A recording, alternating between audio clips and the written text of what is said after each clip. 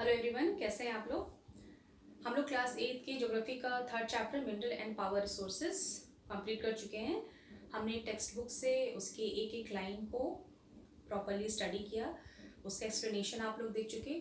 और आज बोर्ड पे मैंने इस पूरी समरी इस पूरे चैप्टर का एक जिस्ट ड्रॉ किया है। ठीक है, ये पूरा एक समरी है, ठीक है, जो भी हमने पढ़ा एकदम शॉर्ट में, जिसको आज हम लोग थोड़ा सा इसको रिफर करेंगे। ओके, ताकि पूरा का पूरा जो चैप्टर है वो कलेक्टिवली आपके माइंड में जाके फिट हो जाए। Right, so let us start with the mineral definition. ठीक है, अभी ये जो आपकी मिनरल है इसकी पहले हम लोग देखेंगे definition, then availability and then your identification. ठीक, तो हमने मिनरल की डेफिनेशन पढ़ी थी।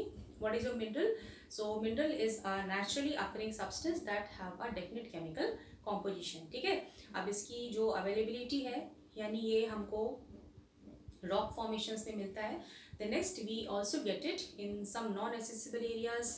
नॉन एसेसिबल एरियाज मीन्स ऐसी जगह जहाँ पे हम पहुँच नहीं सकते आसानी से, जैसे आपके पोलर रीजन्स है, आर्कटिक बेड हो गया, अंटार्कटिका हो गया। Right, and then we look at its identification, यानी हम इसको आइडेंटिफाई कैसे करते हैं। Okay, on the basis of its composition, that is its physical properties and the chemical properties. Right, and after that we come to your types of minerals, यानी आपके minerals कितने प्रकार के होते हैं। So we had seen your two types. So first you can see on the board, that is your metallic minerals. So metallic minerals are those minerals which contain your metals. ठीक है, अब ये metallic minerals को भी हमने further classify किया आपका ferrous और नॉन फेरस में। So means ferrous metallic minerals are those which contain iron. I have given you here example as iron or manganese.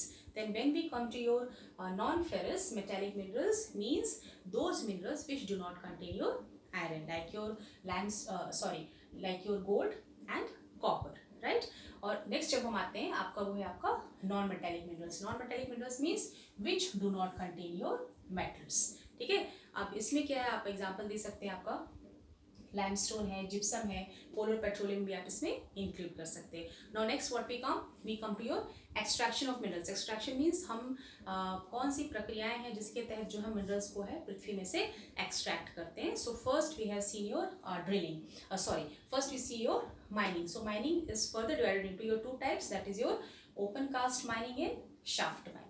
तो ओपन कास्ट माइनिंग हम उन मिनरल्स की करते हैं जो कि शैलो डेप्थ में मिलते हैं, यानी जो बहुत ज़्यादा गहराई में नहीं होते हैं। ठीक है, and there we do your open cast mining. And shaft mining में, शाफ्ट का मतलब होता है डीप बोर। ठीक है, शाफ्ट माइनिंग हम वहाँ करते हैं जहाँ पे आपके मिनरल्स बहुत ज़्यादा गहराई में हैं। Okay, now next we have seen your drilling. Drilling means where the deep wells are bored to extract out the minerals. And the next process is your quarrying. तो क्वेरिंग में हम वो मिनरल्स को एक्सट्रैक्ट करते हैं which lie very much near to your surface of the earth. So what we do here, we simply dug out the surface of the earth and take out the mineral. ठीक है, फिर next हम लोग आते हैं आपके distribution of minerals पे। तो डिस्ट्रीब्यूशन ऑफ मिनरल्स में जो आपके मेटालिक मिनरल्स है वो हमको मिलते हैं इग्नियस और मेटामॉर्फिक रॉक्स में, और नॉन मेटालिक मिनरल्स हमको मिलते हैं सेडिमेंट्री स्ट्राटा में। राइट, और हमने कॉन्टिनेंट्स भी आपको रिफर किया है। ठीक है, जो आपके 7 कॉन्टिनेंट है, Asia, Europe, north America, south America, Africa, Antarctica, Australia. ठीक है, तो इन कॉन्टिनेंट्स में आपका मिनरल डिस्ट्रीब्यूशन हमने स्टडी किया है। इसको आप लोग मेरी वीडियो से एक बार रिफर कर लीजिएगा। Okay, now next we come to your uses of the minerals. हमारे मिनरल्स की यूजेस क्या है, इसमें हमने 5 यूजेस को देखा है। First, it is used in your industries. Okay, next is your jewelleries. Why? Because of its lustre, because of its shine, it is used as a gem in the jewellery.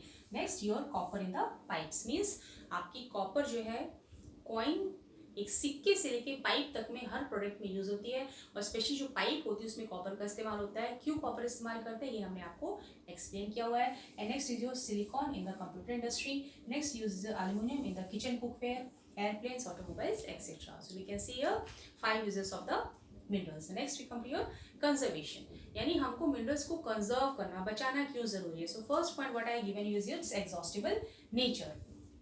Exhaustible nature का मतलब क्या होता है, means as your minerals are non renewable resources, तो इनको बनने में millions of time, हज़ारों साल का वक्त लगता है। तो इससे क्या होता है कि इनके एग्जॉस्ट होने का ज़्यादा हम लोगों को खतरा है। ठीक, और नेक्स्ट क्या होता है, इनके जो कॉजिंग पॉल्यूशन, ठीक है, इनका जो पॉल्यूशन फैलाने का नेचर है, ठीक है, इसकी वजह से भी क्या होता है, हमको इसे कम से कम इस्तेमाल करना चाहिए। तो मिनरल्स को कैसे कंजर्व किया जाए? फर्स्ट, जब इनकी माइनिंग करते हैं, so during the mining process we should reduce the wastage of the metals, the minerals, and next is your recycling of the metals. ठीक है, अब कंजर्वेशन के बाद हम आते हैं आपके पावर रिसोर्सेज पे। पावर रिसोर्सेज मतलब ऐसे कौन से रिसोर्सेज हैं, संसाधन हैं जिससे कि हम एनर्जी जनरेट कर सकते हैं। तो पावर रिसोर्सेज को फर्दर हमने क्लासीफाई किया 2 टाइप्स में, कन्वेंशनल पावर रिसोर्सेज हैं, नॉन कन्वेंशनल पावर रिसोर्सेज में। So conventional power resources are those resources which have been in use for a very long time and these are in common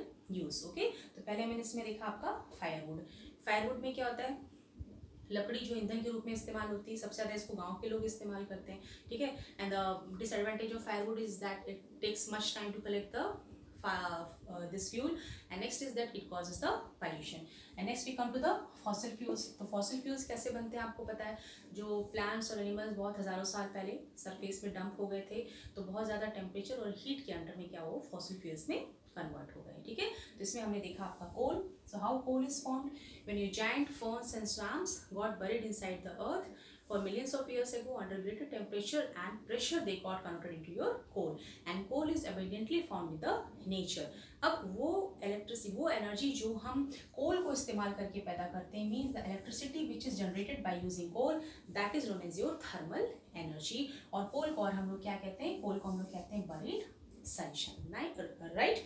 next when we come to your petroleum, petroleum is also known as your black gold. ठीक है, अब petroleum को black gold क्यों कहा जाता है, because when petroleum we obtain it in its original form then it occurs as a thick black liquid. तो इसका जो ब्लैकनेस है, इसको देख के हमने इसको नाम दिया ब्लैक, और इसको गोल्ड इसलिए कहा क्योंकि हमारे लिए बहुत ज़्यादा वैल्यूएबल है। और इसको डिफरेंट टाइप जो यूजेस हैं हम लोगों के, फायरवुड के, कोल और पेट्रोलियम को, इसको हम लोग क्लासेस में रेफर कर चुके हैं। Then when we come to your natural gas, okay, so this natural gas is seen as a alternative to this coal and petroleum. क्यों?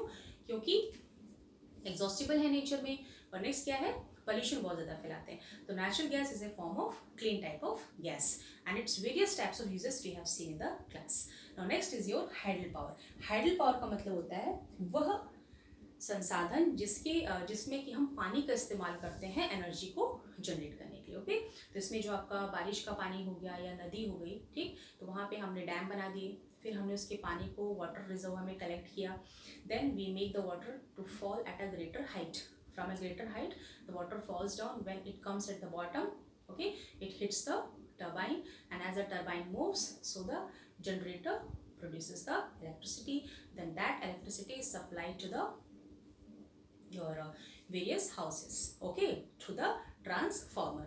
इसके बाद जो पानी बच जाता है उसको हम लोग फसलों की सिंचाई वगैरह में इस्तेमाल कर लेते हैं। ठीक है, so these are various forms of conventional sources of energy, your firewood, coal, petroleum, natural gas and hydel power. अब इसके ऑप्शन के तौर पे हम लोग क्या देखते हैं, non conventional sources of energy. ठीक है, तो हमको किसी ऐसे रिसोर्स की जरूरत थी जो हमारे लिए 24 आवर्स हमारे लिए उपलब्ध हो, जिसके खत्म होने का हमको खतरा ना हो, and that should be cleanest form of energy, यानी वो हमको पोल्यूशन ना दे। ओके, तो इसमें हम लोग देखते हैं आपकी solar energy, wind energy, nuclear power, geothermal energy, tidal energy and at the last biogas. ठीक है, तो सोलर एनर्जी का मतलब होता है जहाँ पे हम सूरज की गर्मी और रोशनी को इस्तेमाल करते हैं। ठीक है, so this solar energy is used in the solar panel, solar cooker, solar dryers, then your community lighting. Okay, so these are the various forms of uses which we get from the solar energy. फिर next है आपका wind energy. अभी wind energy जो है, आपके जो mountain areas रहते हैं, कोस्टल एरियाज रहते हैं, वहाँ पे जो आपकी हवा होती है बहुत ज़्यादा स्ट्रॉन्ग और स्टेडली रहती है। ठीक है, तो यहाँ पे विंड फार्म बनाए जाते हैं जहाँ पे जो हवा चलती है तो ये आपके रोटेट करते हैं, विंग्स जो होते हैं इसके, and as it moves the shaft inside that instrument moves, so it moves the generator, it produces the electricity, and how that in the same way we get the electricity again. ठीक, फिर हम लोग आते हैं आपके nuclear power में। Nuclear power में क्या होता है, जो आपके रेडियो एक्टिव मटेरियल हैं, जैसे आपके थोरियम है, यूरेनियम 235 है, इसको हम लोग न्यूक्लियर रिएक्टर में फिशन प्रोसेस के थ्रू इससे एनर्जी जनरेट कराते हैं, और ये एनर्जी जो है मल्टीप्लाई होती चली जाती है, जिसको हम लोग क्या करते हैं, कंट्रोल करते हैं। ठीक है, इसके बाद पानी आपका गर्म होता है, then it turns into steam and again in the same way electricity is generated. ठीक है, next we come to your geothermal energy. अब ये जियोथर्मल एनर्जी है, ठीक है, ये हम जो पृथ्वी की जो गर्मी है, ठीक है, उसको कैसे हम यूज़ करते हैं। तो पृथ्वी के जब हम अंदर में जाएंगे, कोर में जाएंगे, तो as we go deep inside the earth the temperature increases. तो जितनी आपकी पृथ्वी की अंदर की गर्मी है वो सूरज के सरफेस टेम्परेचर से भी कहीं ज़्यादा होती है। ठीक है, तो अंदर जो आपका मोल्टन मैग्मा है, ठीक है, उससे कांटेक्ट में जब पानी आता है तो वो गर्म हो जाता है। So this hot water sometimes it comes out from the rock cracks, यानी पत्थर या चट्टान जो टूट फूट जाती है उसके थ्रू ये रिस के बाहर आता है। ठीक है, या फिर भाप के रूप में बाहर आ जाता है, या पानी का छोटा सा फवारा बन के बाहर आता है, या sometime what we do, we take it out by our various kinds of advanced scientific equipments and then we make it in use। so सबसे ज़्यादा जियोथर्मल पावर प्लांट्स आपके मिलते हैं यूनाइटेड स्टेट्स ऑफ अमेरिका में। ठीक है, यहाँ पे ये लोग गर्मी में अपने घरों को ठंडा करने के लिए और ठंडी में घरों को गर्म करने के लिए जियोथर्मल पावर प्लांट्स का यूज़ करते हैं। Now comes your tidal energy. Tidal energy मतलब आपके जो ज्वार भाटा होते हैं, ठीक है, तो जब आपके टाइड्स हाई होते हैं, okay, when the tides are high at that time when the water comes up, तो उस टाइम में जब पानी ऊपर आता है वो पानी आपका रिजर्वर में भर जाता है और भरने के दौरान फिर आपका टरबाइन रन करता है, जनरेटर चलता है, इलेक्ट्रिसिटी प्रोड्यूस होती है। और जब टाइड आपका लो होता है तो पानी आपका नीचे आता है,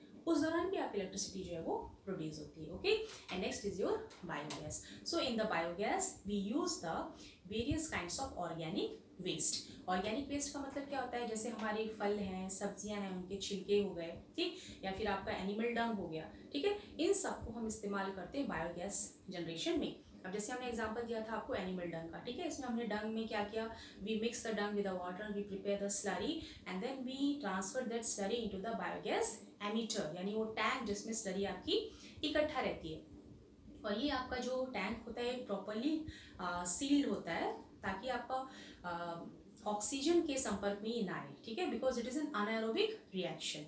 okay, so in the absence of oxygen the bacteria it acts on the slurry and it decomposes it. ठीक है, तो प्रॉपर टाइम के अंतर्गत उसको डिकम्पोज करता है, तो जो आपकी कार्बन डाइऑक्साइड और मीथेन गैसेस होती हैं वो इसमें रिलीज होती हैं। Okay, then that is emitted and it is used by us as a fuel.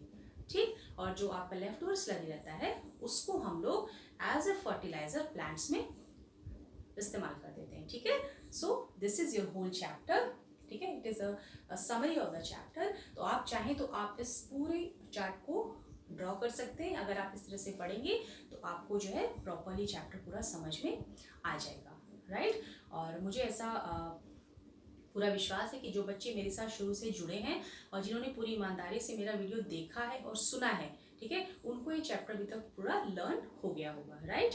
तो अभी हम जब क्लासेस लेते हैं, सो what I do, I take the classes sometimes on the board and sometimes what I do, I teach it on the book also. ठीक है, तो the benefit of doing this kind of double work is that when we touch the book, जब हम book से पढ़ाते हैं तो एक एक लाइन उसमें हम टच करते हैं जिससे आपका पूरा का पूरा चैप्टर वो कवर हो जाता है। ठीक है, और नेक्स्ट बोर्ड का इस्तेमाल क्या है कि बोर्ड में हम क्या करते हैं, पूरे चैप्टर का एक जिस्ट आपको ड्रॉ कर देते हैं। कई बार कोई डायग्राम होता है तो वो ड्रॉ कर देते हैं, तो इससे आपको क्या होता है, पूरा कॉन्सेप्ट समझ में आ जाता है। ओके, तो अभी आपका चैप्टर खत्म हो गया और अभी नेक्स्ट क्लास में I am going to cover the boxes which are given in the real book, and I am also going to provide you the question and the answer in the form of PDF. So if you like my class, if the chapter is clear to you, then please subscribe my channel Dear Future. Here I